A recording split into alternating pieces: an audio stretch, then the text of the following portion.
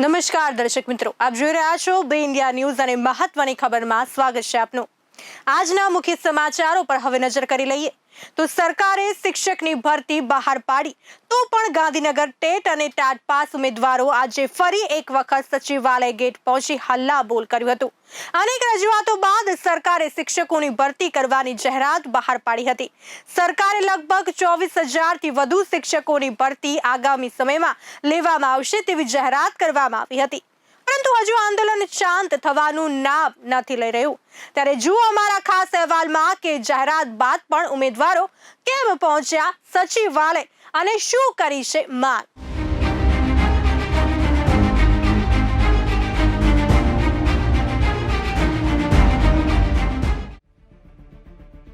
આજે ફરી એક વખત ટેટ અને ટાટ પાસ ઉમેદવારો સચિવાલય ખાતે પહોંચ્યા હતા અને ઉગ્ર રજૂઆત કરી હતી અને માંગણી કરી હતી કે સરકારે જે શિક્ષકોની જાહેરાત બહાર પાડી છે તેમાં કમ્પ્યુટર શિક્ષકોની ભરતી નહીં કરતા કમ્પ્યુટરના ઉમેદવારો આજે ગાંધીનગર ખાતે એકઠા થયા હતા અને સચિવાલય ખાતે પહોંચ્યા હતા। ઉમેદવારોની માંગ છે કે આ ભરતીમાં કમ્પ્યુટર શિક્ષકોની પણ ભરતી કરવામાં આવે। લાયક શિક્ષકોની ભરતીની માંગ સાથે ઉમેદવારો આજે ગાંધીનગર સચિવાલય ખાતે પહોંચ્યા હતા। ત્યારે હવે આપણે 3-4 દિવસ પહેલા જ આપણે જોયું કે ઋષિકેશભાઈ પટેલે એવું કીધું હતું કે જે પાઠ્યપુસ્તક હશે એની જ અમે ભરતી આપીશું। તમે આજે આ 9 થી 12 એમના જ છાપેલા ગુજરાત રાજ્ય ગવર્મેન્ટ પાઠ્યપુસ્તક મંડળે છાપેલા પુસ્તકો સાથે આવ્યા છીએ। એમને કીધું કે બીજા વિષય શિક્ષકો અમારું કોમ્પ્યુટર ભણાવી શકશે તો અમારી પણ એ જ માંગ છે કે અમે પણ બીજા વિષય ભણાવી શકીએ છીએ। એટલે જેનો વિષય જે હોય ને એને એ જ કામ કરવું પડે। અને મોદીજી વારંવાર કહે છે કે ડિજિટલ ઇન્ડિયા આ 25,000 લેબ્સ દૂર થશે, કોમ્પ્યુટર શિક્ષક નહીં લો। અમે આજ દિવસની સતત 12 વર્ષથી સંઘર્ષ કરીએ છીએ। અમે જ્યારે સીએમ ને મળ્યા ત્યારે એવું કહેવામાં આવ્યું કે હા મને ધ્યાન છે કે તમારો મહેકમનો પ્રશ્ન છે, અમે કંઈક કરીશું, આવતી પરીક્ષામાં કંઈક કરીશું। શું અમે પરીક્ષા આપવા માટે જ પેદા થયા છીએ? અમે 12 વર્ષથી હું જ્યારે પ્રેગ્નેન્ટ હતી 2014માં અમારી એક્ઝામ નતા લેતા તો હું પ્રેગ્નેન્ટ હતી છતાં પણ હું પરીક્ષા લો એના માટે આવી હતી। બીસીએ પછી આ લોકોએ બીએડ ની મંજૂરી આપી, બીએડ પછી 3 વાર ટાટ લીધી અને ટાટ લઈને હવે એવું કહે છે કે કોમ્પ્યુટર શિક્ષકોની અમારા શિક્ષકો કોમ્પ્યુટર ભણાવી શકે છે। તો આ વસ્તુ કેટલા અંજે વ્યાજબી છે હું એમના પાસે જવાબ માંગુ છું। 77,000 જેટલા ઉમેદવાર પાસ છે અને સરકારશ્રીના બધી જ પ્રેસ કોન્ફરન્સ મારફતે ઋષિકેશ પટેલ સાહેબે જે નીતિ નિયમો કર્યા એ અમે રાજી ખુશીથી સ્વીકારશે। 24,700 ની ભરતી કરવાની છે એ પણ અમે સ્વીકારી છે, પરંતુ 9 થી 12 ની અંદર 7,500 ની જે ભરતી કરવાની છે એની અંદર પીટી હોય, કમ્પ્યુટર, ચિત્ર હોય, સંગીત હોય, આ 4 વિષયનો સમાવેશ કરવામાં નથી આવ્યો। તો સરકારશ્રીને 2 હાથ જોડીને નમ્ર વિનંતી કરીએ છીએ કે આ વિષય ગૌણ નથી। જેવી રીતે વિધાનસભાની અંદર જોવા જાય તો કૃષિ વિભાગ અલગ હોય, શિક્ષણ મંત્રી અલગ હોય, તો એવી રીતે શિક્ષણની અંદર પણ કમ્પ્યુટર, ચિત્ર હોય, સંગીત હોય કે પીટી હોય બધા જ મહત્વ છે। તો આજે બધા જ ઉમેદવારો એક એની માંગ સાથે આવ્યા છે કે 7,500 ની જે તમે રજૂઆત ભરતી કરવાનો છે 9 થી 12 માં એમાં આ લોકોનો સમાવેશ કરવામાં આવે, અથવા તો 7,500 સિવાયની જે કોઈ પણ ભરતી હોય એમાં 4 વિષયનો કાયમી શિક્ષક તરીકે સમાવેશ કરવામાં આવે એ રજૂઆત લઈને ઉમેદવારો આજે ગાંધીનગર ખાતે એકઠા થયા છે। આપનું નામ શું અને આપ ક્યાં? મારું નામ તેજસ મજીઠિયા છે, ટેટ ઉમેદવાર છીએ। મારે કમ્પ્યુટર, ચિત્ર, સંગીત કે વ્યાયામ કોઈ પણ વિષય લાગતો નથી, પરંતુ આજે ઉમેદવારોની જે રજૂઆત છે એની વેદનાને અમે વાચા આપવા માટે આજે સાથ સહકાર અને સહયોગ આપીએ છીએ।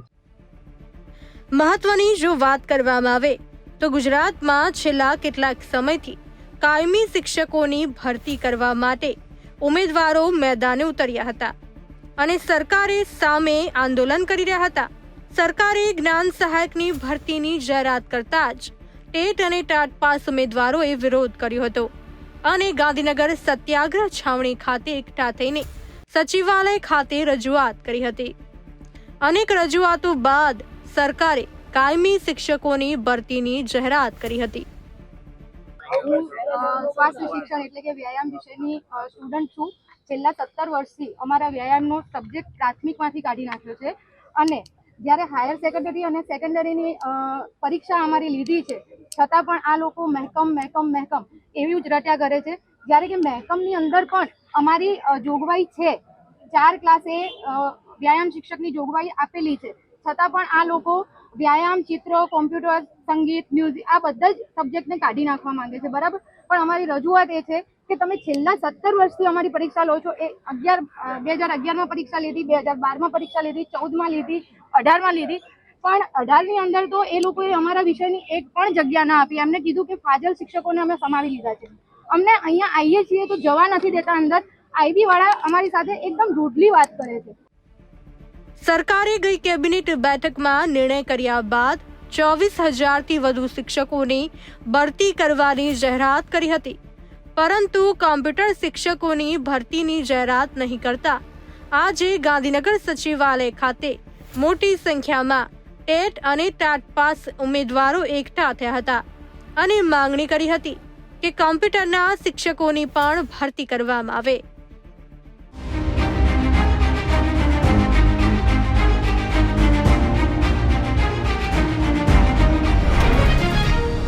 ગુજરાત સરકારની પાક વીમા વળતરના મુદ્દા પર ફટકો પડ્યો છે, કારણ કે ગુજરાત હાઈકોર્ટે પાક વીમા વળતર માટેના ગુજરાત સરકારના સર્વે રિપોર્ટને નકારી કાઢ્યો છે. રિપોર્ટને લઈને કેટલાક પ્રશ્નો પણ કરવામાં આવ્યા છે.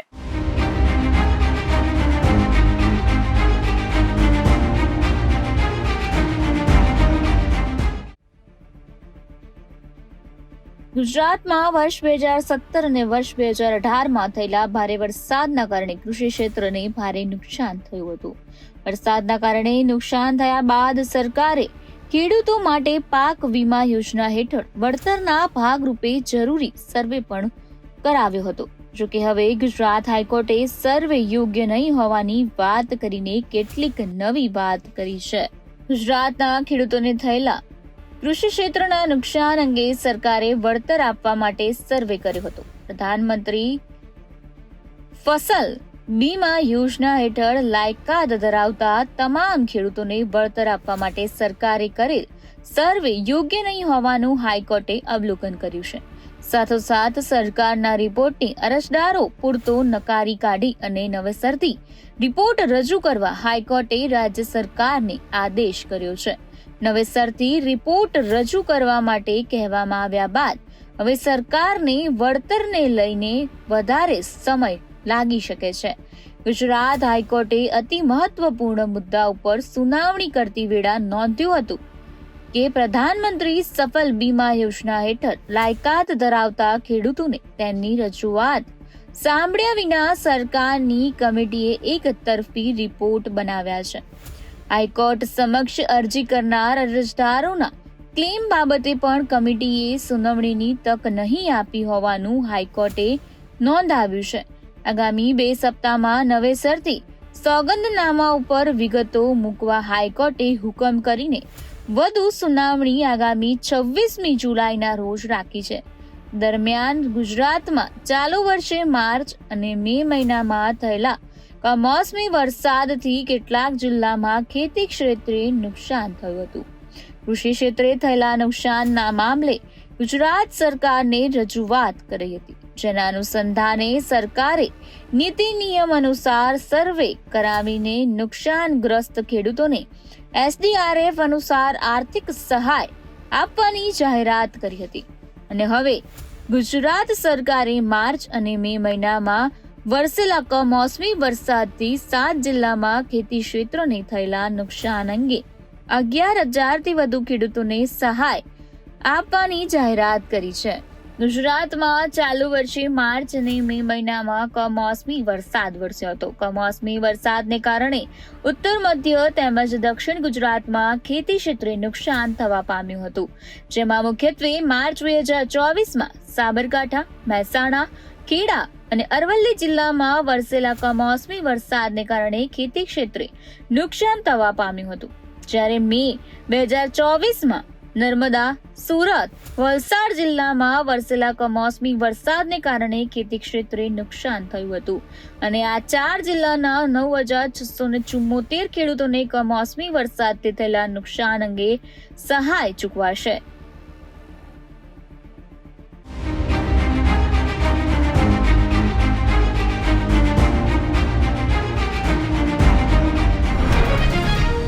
સમાચારમાં આગળ વાત કરીએ તો સોનાની હેરાફેરી કરતી ગેંગને પકડી પાડવામાં આવ્યા બાદ કેટલીક ચોંકાવનારી વિગત ખુલે તેવી શક્યતા રહેલી છે. સુરત એરપોર્ટ ખાતેથી ટોળકીને પકડી પાડવામાં આવી છે. સોનાની હેરાફેરીમાં સામેલ એક મહિલા સહિત 4 લોકોને પકડી પાડવામાં આવ્યા છે. ઝડપાયેલા તમામ લોકોની પૂછપરછ કરવામાં આવી રહી છે.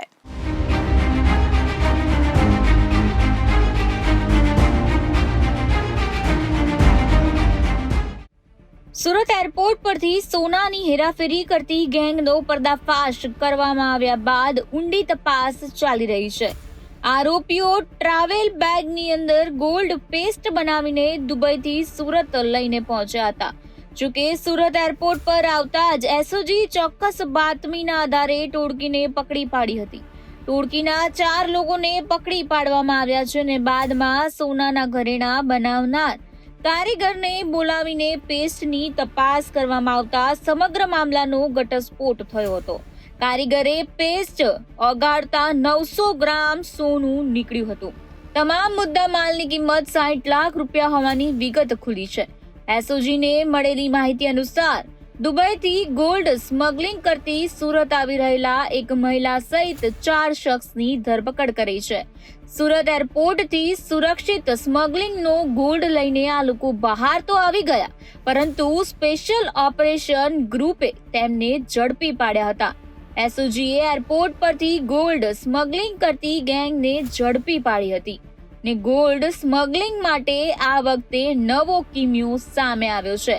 ટ્રાવેલ બેગની અંદર પેસ્ટ બનાવીને આ લોકો ગોલ્ડ દુબઈથી ફ્લાઇટ થકી સુરત લઈ આવ્યા હતા ને બેગની તપાસ કરતા તેની અંદરથી પેસ્ટના માધ્યમથી ગોલ્ડ મળી આવ્યું હતું. ત્યારબાદ એસઓજીએ પોતાના જ ઓફિસમાં સોનાના ઘરેણાં બનાવનાર કારીગરને બોલાવીને તેની તપાસ કરી હતી ને તે ગોલ્ડ નીકળ્યું હતું. કુલ 900 ગ્રામ ગોલ્ડ આરોપીઓ દુબઈથી સુરત લઈને આવી ગયા અને એરપોર્ટ પર કોઈને તેની જાણ સુધી થઈ નથી.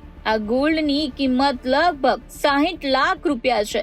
એસઓજી પોલીસની અંદર આ ગોલ્ડ પીગળાવીને વજન કરાવવામાં આવ્યું હતું ને 5 મહિના પહેલા અમદાવાદ એરપોર્ટનો કિસ્સો, આ ઉપરાંત અંદાજે 5 મહિના પહેલા અમદાવાદ ઇન્ટરનેશનલ એરપોર્ટ પર રાત્રે વિદેશથી આવેલું વિમાન લેન્ડ થયું હતું ને આ મુસાફરો કસ્ટમ્સ ક્લિયરન્સ કરાવી રહ્યા હતા ત્યારે કસ્ટમ્સના અધિકારીઓએ દાણચોરીનું 5 કિલો સોનું કબજે કર્યું હતું. મુસાફરોએ દાણચોરી માટે નવી મોડેસ ઓપરેન્ડી અપનાવી હતી. તેમણે સોનાનો હુક્કો કરી તેના કણ પ્લાસ્ટિકની ડીશની વચમાં ચોંટાડી દીધા હતા અને એરપોર્ટ પર કસ્ટમના અધિકારીઓએ શંકા જતા ડીશ તોડી અને તેમાંથી સોનાના કણ ચમક્યા હતા. તમામ ડીશ ઉપરથી 5 કિલો સોનાનો ભૂક્કો મળી આવ્યો હતો. દાણચોરીના 5 કિલો સોના સાથે 2 મુસાફરોની અટકાયત કરી હતી. તો તે પહેલા ફેબ્રુઆરી મહિનામાં કસ્ટમ વિભાગે એરપોર્ટ પરથી 17 કરોડનું દાણચોરીનું સોનું જપ્ત કર્યું હતું ને 20 લોકોની ધરપકડ કરી હતી. 2024ના રોજ પોલીસને લગભગ 15 દિવસથી એક બાતમી હતી કે સોનાની મોટા પાયે દાણચોરી જે છે એ સુરત એરપોર્ટથી આવી અને સુરતની અંદર ઘુસાડવાનો પ્રયત્ન ચાલી રહ્યો છે. તો એ બાબતે એસઓજીની ટીમનું વર્કઆઉટ ચાલુ હતું. એ દરમિયાન 7/7ના રોજ અમને માહિતી ચોક્કસ મળી કે આજે રાત્રિની ફ્લાઇટમાં આજે સોનું છે એ પ્રવાહી સ્વરૂપમાં સુરતમાં આવનાર છે અને તે જહાંગીરપુરાની શિવમ હોટલ છે ત્યાં એની ડિલિવરી થવાની છે સાયણ રોડ ઉપર. તો અમારી ટીમ પહેલેથી જ ત્યાં વોચમાં હતી. એ દરમિયાનમાં ત્યાં જે શખ્સો છે જેની અમે વોચ કરી રહ્યા હતા એ લોકો ડિલિવરી આપવા માટે આવ્યા અને ડિલિવરી લેનાર એમ અને ડ્રાઈવર એમ કરી અને એક કપલ અને 2 માણસો બીજા એમ કરીને 4 આરોપી સોનાના 924 ગ્રામ જથ્થા સાથે ટોટલ એના કિંમત થાય છે 64,89,000. 4 ટ્રોલી બેગની અંદર આ લોકો આ સોનું લાવેલા અને એમને ઝડપી પાડવામાં આવેલા છે.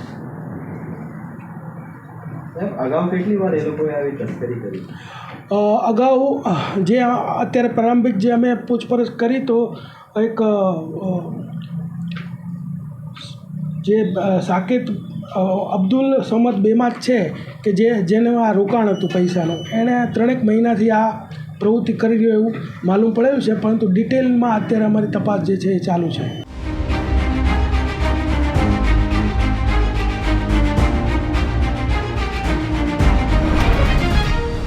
ઉત્તરાખંડમાં મેઘ તાંડવને કારણે 4 ધામની યાત્રા રોકવામાં આવતા મોટી સંખ્યામાં શ્રદ્ધાળુઓ જુદી જુદી જગ્યાઓએ અટવાઈ પડ્યા છે.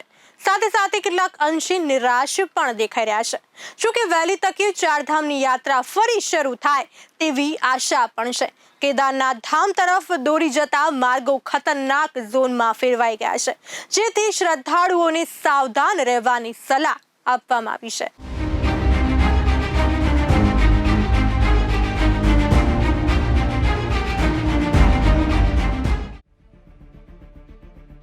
ઉત્તરાખંડમાં ભારે વરસાદ થઈ રહ્યો છે, જેને કારણે ચારધામની યાત્રા રોકી દેવામાં આવતા લોકો પરેશાન થયેલા છે. 9 જુલાઈના દિવસે ઉત્તરાખંડના ચમોલી, પૌરી, રુદ્રપ્રયાગ, પિથોરાગઢ, બાગેશ્વર, અલ્મોડા, ચંપાવત, નૈનીતાલ, ઉધમસિંહ નગરમાં ભારેથી અતિ ભારે વરસાદ માટેની આગાહી કરવામાં આવ્યા બાદ તંત્ર સ્તબ્ધ થઈ ગયું છે. સાથે સાથે રેડ એલર્ટ જાહેર કરવામાં આવ્યું છે. હરિદ્વાર, દહેરાદૂન, ટિહરી, ઉત્તરકાશીમાં ભારે વરસાદનું એલર્ટ જાહેર કરવામાં આવ્યું છે. ઉત્તરાખંડમાં ભારે વરસાદને કારણે સાવચેતીના પગલાં રૂપે રવિવારે ચારધામ યાત્રા 2 દિવસ માટે સ્થગિત કરવાનો નિર્ણય કરવામાં આવ્યો હતો. ખરાબ હવામાનની અસરને જોતા ચારધામ યાત્રા ઉપર પ્રતિબંધ મૂકવામાં આવ્યો છે. હવામાન વિભાગે કહ્યું છે કે ઉત્તરાખંડમાં આફત સર્જાતો વરસાદ થયો છે. અહીંના 9 જિલ્લાઓમાં વરસાદ માટે રેડ એલર્ટ જારી કરવામાં આવ્યું છે, જેને લઈને વહીવટીતંત્ર પણ ચિંતિત છે. ઉત્તરાખંડમાં છેલ્લા કેટલાક દિવસોથી પડી રહેલા ભારે વરસાદને કારણે ઘણા રસ્તાઓ નુકસાન પામ્યા છે. અહીં વરસાદ દરમિયાન પહાડોનો કાટમાળ અને વૃક્ષો પડવાને કારણે ઘણા રસ્તાઓ બંધ થઈ ગયા છે, જેને કારણે વહીવટી તંત્રએ ચારધામ યાત્રાને અસ્થાયી રૂપે રોકી દીધી છે. બદ્રીનાથ તરફ જતો હાઈવે વિષ્ણુપ્રયાગ પાસે બલદોડા પુલ સહિત અનેક વિસ્તારોમાં પહાડીઓ પરથી કાટમાળ પડતા રસ્તાઓ બ્લોક કરી દેવાયા છે. રુદ્રપ્રયાગ ગૌરીકુંડ NH 107 પર ડોલિયા દેવી વિસ્તારનો રસ્તો પણ બંધ કરાયો છે. ઋષિકેશથી આગળ ચારધામ યાત્રા ઉપર નીકળ્યા છે અને તેમને એલર્ટ રહેવા માટે કહેવામાં આવ્યું છે. ને ગઢવાલ ડિવિઝનમાં ભારે વરસાદની સંભાવના વ્યક્ત કરવામાં આવી છે. યાત્રાળુઓની જાનમાલની સુરક્ષા માટે ચારધામ યાત્રાને સ્થગિત કરવાનો નિર્ણય લીધો છે. ચમોલી જિલ્લાના કર્ણપ્રયાગમાં ચટવા પીપલ પાસે તેમની મોટરસાયકલ પર પથ્થર પડતા હૈદરાબાદના 2 તીર્થયાત્રીઓના મોત થયા છે. 9 જુલાઈએ દહેરાદૂન, હરિદ્વાર, ઉત્તરકાશી અને ટિહરી જિલ્લામાં ભારે વરસાદની સંભાવના છે, જ્યારે 10 જુલાઈએ નૈનીતાલ, અલ્મોડા, પૌરી, ટિહરી, બાગેશ્વર અને ચંપાવત જિલ્લામાં ભારે વરસાદની આગાહી કરવામાં આવી છે. કેદારનાથ ધામ તરફ દોરી જતા માર્ગો પર ખતરો રહેલો છે.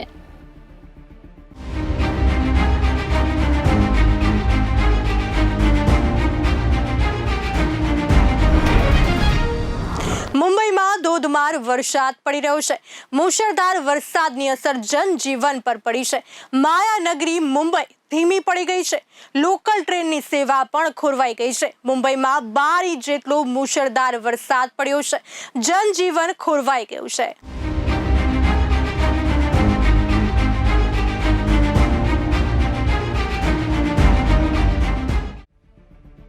મુંબઈમાં ભારે વરસાદને કારણે લોકોની ભાગદોડની લાઈફ પર પ્રતિકૂળ અસર થઈ છે.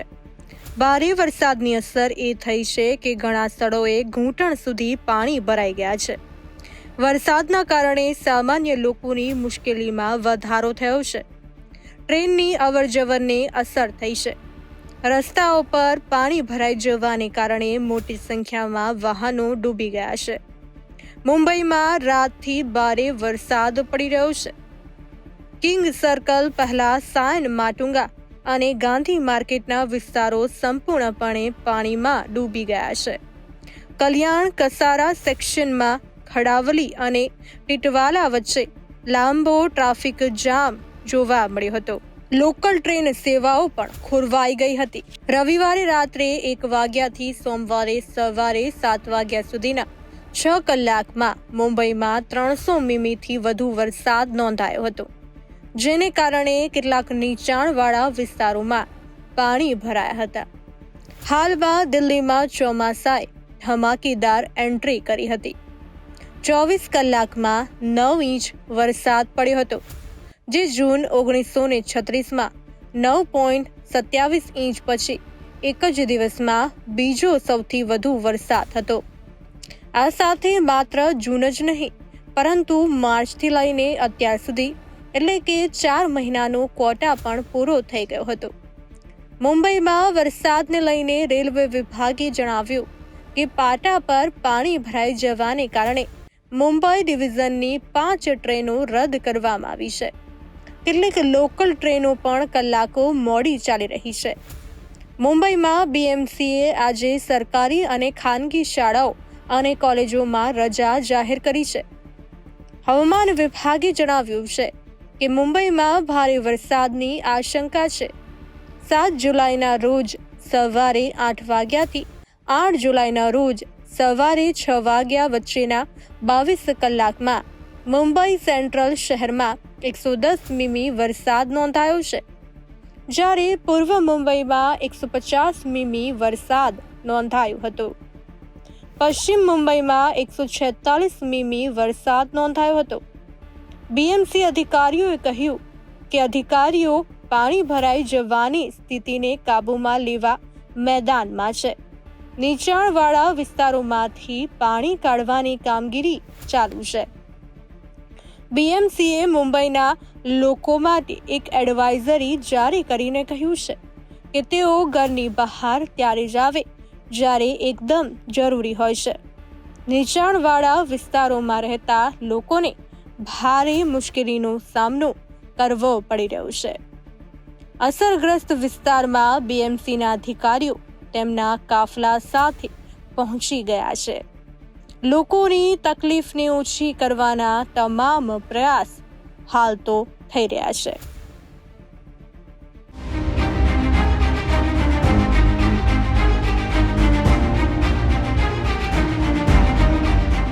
તો મહત્વની ખબરમાં હાલ બસ આટલું જ. ફરી મળીશું આજ સમય. ત્યાં સુધી જોતા રહો બે ઇન્ડિયા. નમસ્કાર.